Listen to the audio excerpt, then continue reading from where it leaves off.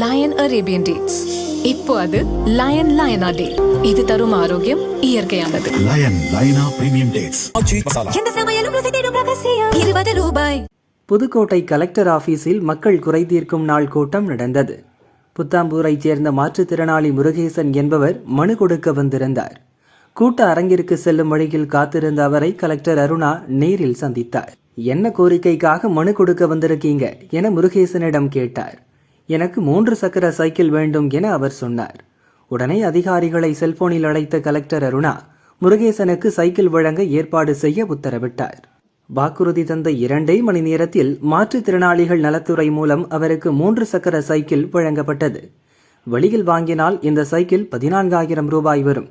Collector சொன்னதால் உடனே இலவசமாக கிடைத்தது என முருகேசன் மகிழ்ச்சியுடன் கூறினார்.